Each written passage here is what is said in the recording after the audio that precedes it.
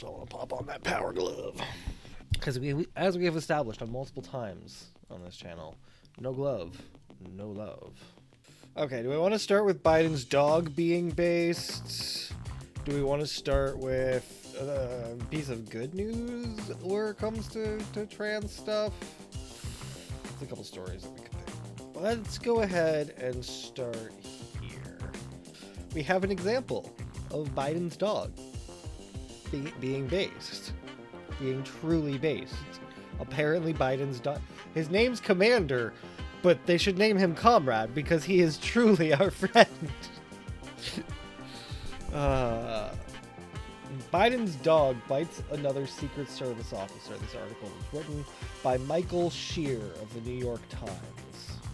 It is the latest in a series of episodes in which one of the family's pets has bitten since the president has took office, because apparently Commander likes to bite. Commander likes to bite feds. Commander's a little bit based. Look, Commander doesn't like feds. You put him in the wrong position, alright? President Biden's dog Commander bit a member of the Secret Service at the White House on Monday evening. The latest in a series of episodes in which one of Biden's family pets has bitten people since the president took office in January 2021. Yesterday around 8 p.m., a Secret Service Uniform Division police officer came in contact with a first family pet and was bitten. Stephen Kopech, a spokesman for the agency, said on Tuesday. The officer was treated by medical personnel on complex. Okay, that also means that in the vast majority of this country, that agent would have gone to the hospital, because the White House basically has a hospital. Relative to what most of us would consider a hospital, they have a hospital just on grounds. Which very much, I love the way that a lot of stuff you have to start, like, almost reading through a fucking filter, because it's like, oh yeah, treated on complex suddenly means something wildly different when you're talking about a place like the Pentagon or the White House, where, like, their internal medical facilities rival most hospitals. Commander, a 2-year-old German Shepherd, has bitten several members of the Secret Service. Again, Commander, my comrade. Based.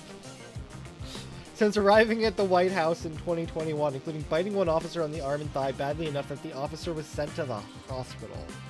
And again, we're talking about they have medical facilities on staff that rival most hospitals. Partially so, if there's ever bullshit like this, they can just snap their fingers and be like, oh yeah, well, he didn't have to, like, he got helped on site. How bad could it be? He had to go to the hospital when there on site is most of our hospitals. Like, Jesus. One of Mr. Biden's other dogs, Major, was sent to live away from the White House soon after the president took office because of what was described at the time as a biting incident with a White House staff member. Why are all of Biden's dogs such good boyos? We have just the best puppers, just angrily biting feds. As they should. As is their God-given right. Dogs can smell evil. Yeah, exactly, Bo. Exactly. I'm glad that they're being good boyos, though, and biting the evil. As you should. Mrs. Alexander said that, quote, the president and first lady are incredibly grateful to the Secret Service and executive resident staff for all they do to keep them, their family, and the country safe. I mean, it's more all they do to keep them safe. I think that statement kind of sort of is telling about why a lot of certain groups are really comfortable with gun control. Because they have protection, and therefore can't understand why you need your own gun. Because aren't we all safe? I feel safe. I can't tell you how safe I feel now that I have a paid guard standing out front who is well armed and well armored. Why do you feel the need to get guns? Just get your own butler.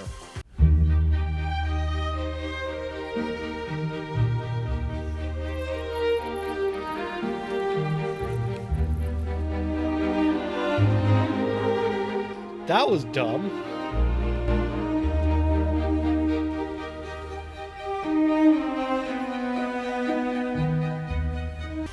California already had some dumb gun laws. Like, gun law in California already does not make sense. It's not easy to navigate, it's not sensible. It's not the kind of thing that anybody would be able to just pick up and quickly just grab. So the fact that they're trying this shouldn't be that outlandish, but it's most discriminating and destructive anti-gun laws that this country has ever seen. 2 new laws regulating gun control in California were signed by Governor Gavin Newsom on Tuesday. This is an article by Sarah Chernikoff for the USA Today.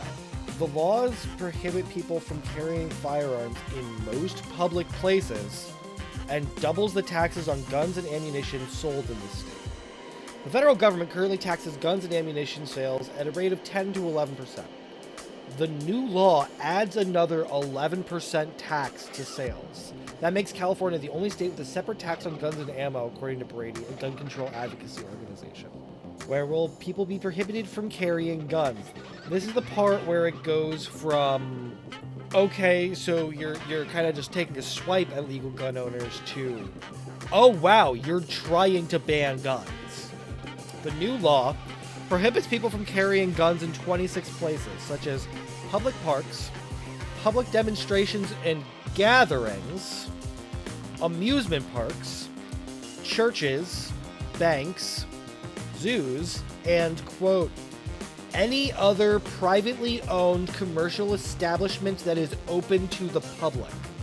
That is literally, if it's not a government building, you cannot bring a gun there. And if it is a government building, usually in California, you can't bring a gun there anyway. That would be a ban on every conceivable form of daily carry. That is straight up an attempt to make having the means to defend yourself fucking illegal. And I'd love to sit here and be like, oh god, that's just, California's just dumb. And every state has some bad shit, but like, gun owners fire back at proposal to curtail carry rights, say they will not comply. New poll conducted by Moms Demand Action appears to show wide support for gun control. That was the message repeated by speaker after speaker and echoed by a crowd of hundreds on the Boston Common Wednesday when opponents of a House proposal to sharply curtail gun rights gathered to lobby their representatives. This was written by Matthew Metzger at the Boston Herald. At the end of the day, the only way to stop this bill is for all of you to go talk to your lawmakers. Justin Davis, a spokesperson for the NRA, told the crowd ahead of their march on Beacon Hill. Gun owners are concerned because less than a year after the United States Supreme Court decided in New York State Rifle and Pistol Association v. Bruin, the most extraordinary gun licensing requirements were at odds with the Constitution, including many implemented by Massachusetts municipalities. Coming in at more than 100 pages, the draft bill is, quote, the most egregious attack on our civil liberties in my lifetime. Jim Wallace, the Gun Owners Action League executive director and the man behind the rally, told the Gadsden flag flying audience. Day's bill will ban the carrying of firearms in most public places without express permission and aims to fight the rise of so-called ghost guns, although it does literally nothing about it. According to a release from Day's office, it would establish a quote, enhanced tracking system to track guns during the commission of a crime, modernize the firearms registration system, and make firearms data available to academics and policymakers. The bill would also create, quote, specific crimes that will prohibit discharging firearms at or near dwellings and carrying firearms while intoxicated, end quote.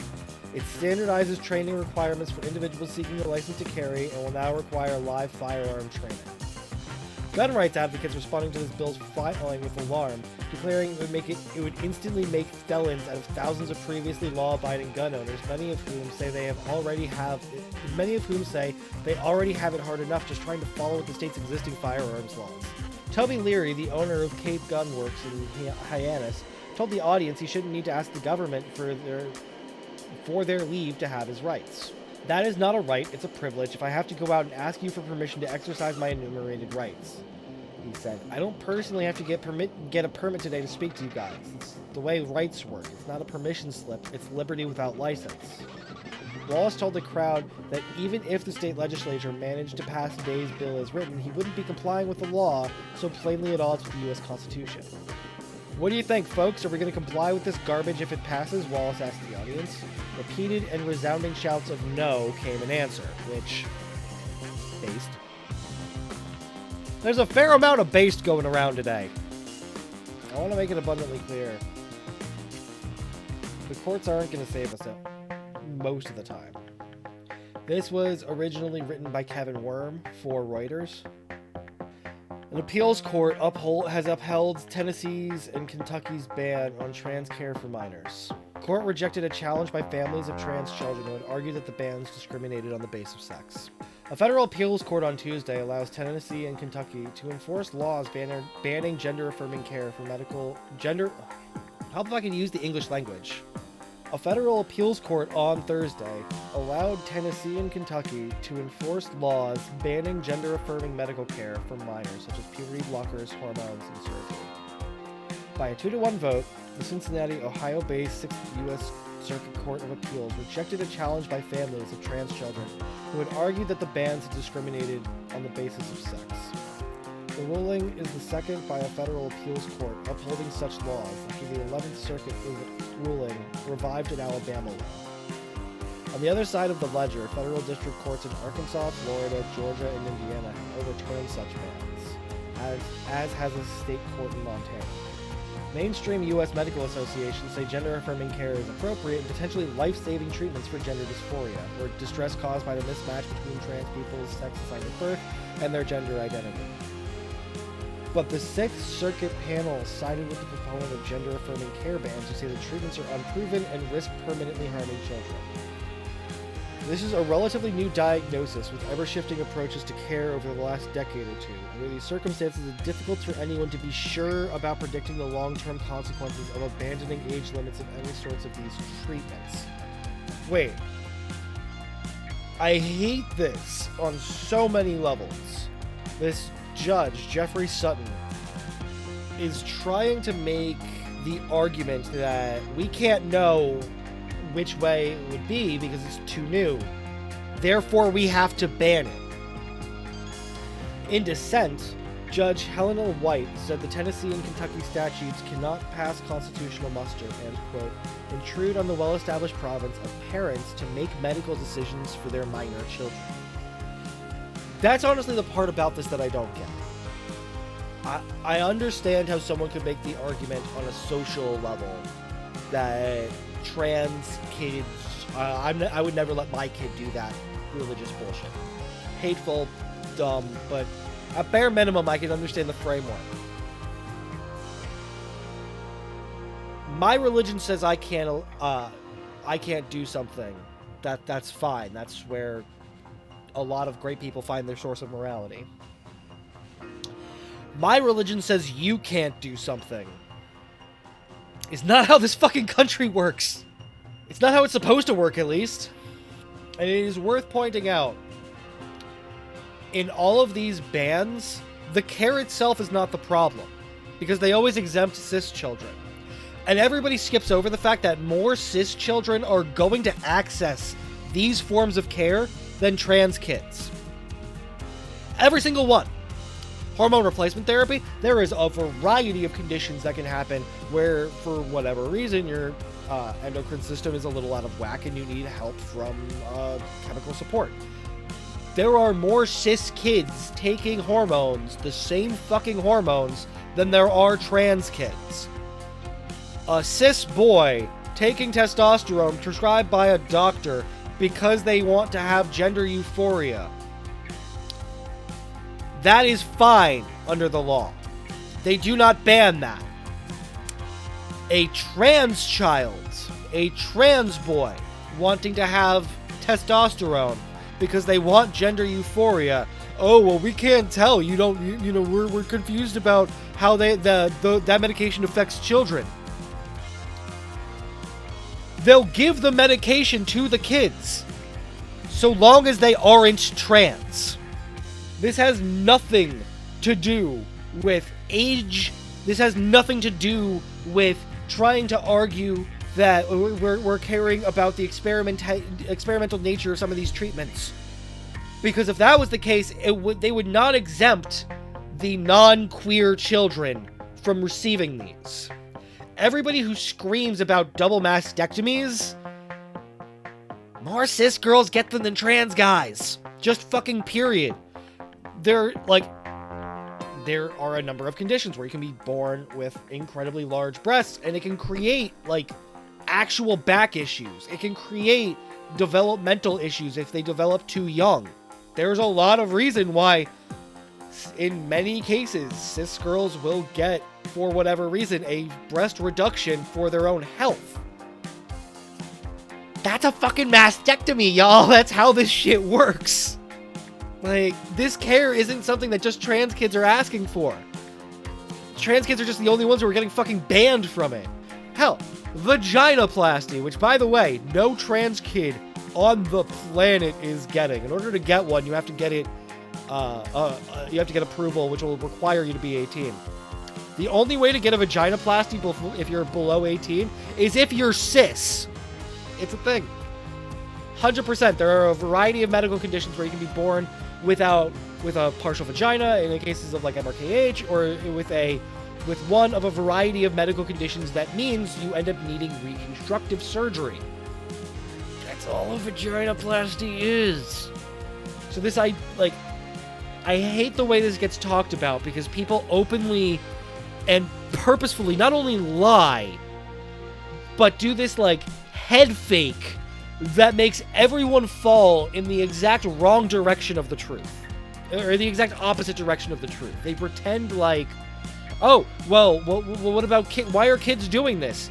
And then they specifically exempt the majority of kids who are getting the treatments.